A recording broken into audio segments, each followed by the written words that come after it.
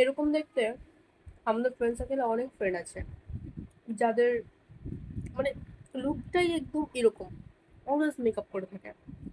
Powder ছাড়া আপনি ওদেরকে দেখবেনই না। ইনফ্যাক্ট এরকম, একদম এরকম, অলওয়েজ ব্লঞ্চার, অলওয়েজ কনসিলার, অলওয়েজ হচ্ছে একটা বোল্ড ভাব। দেখলে মনে হয় চৌধুরী বাড়ির বড় মেয়ে। কিন্তু সমস্যা একটাই, এরা পাপাকি প্রিন্সেস হওয়া সত্ত্বেও, এদের এত টাকা মেকআপের পিছনে খরচ করা সত্ত্বেও, এরা না আমার মতো ফকিনের কাছে এসে হাত পাতে। দোস্ত 20 টাকা হবে? পকেটে না রিক্সা ভাড়া নাই। দোস্ত 500 টাকা হবে?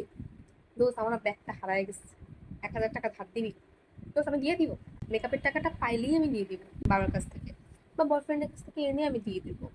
আর আমি না আসলে ব্র্যান্ড ছাড়া ইউজই করি না, আর ব্র্যান্ডের কাপড় ছাড়া পরি না, আমার ফোসকা পড়ে গায়ে। ভাই আমি তো না হয় ফুটপাতের গাউসিয়া থেকে আমি 200 টাকার জামা পরি, স্কার্ফ পরি মনে করো যে 120 টাকা। আমার গায়ে ফোসকা পড়ে না, অ্যাটলিস্ট আমার মানি ব্যাগে আমার চলার মতো টাকাটা থাকে, এটাও তো নিয়ে যেতে হবে। এরকম ফ্রেন্ডদের থেকে আমি এখন দূরে থাকি ভাই। এদের ক্যারেক্টারটাই এরকম থাকে। এরকম মেকআপ করে লাভ কি, যে মেকআপ তোকে ফকির দিয়ে বানায় দেয়? এর থেকে 2টা টাকা জমা, রিক্সা ভাড়াটা দিতে পারবি। আমার মতো গরিবের কাছ থেকে তো টাকা পয়সা চাইতে হয় কেন?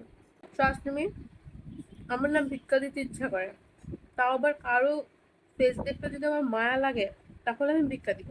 কিন্তু তোদের ফেস দেখলে না আমার মায়া লাগে না ভাই। আমার মনে হয় যে এই যে মেকআপ গুলা ঘষা বসে আসোস, এগুলো যদি আমি শুধুমাত্র কাঁচায় একটা ডিব্বায় বইরা যদি আমি বিক্রি করি আমি অনেক টাকা পাবো। আবার তুই আসছস আমার কাছে ভিক্ষা চাইতে, ধার চাইতে? সিরিয়াসলি, তোদের মতো মেয়েদের আসলে মানে আমার ধার দিতে ইচ্ছা করে না। এর জন্য আমি মিথ্যা কথা বলি যে আমার কাছে টাকা নেই। সরি দোস্ত।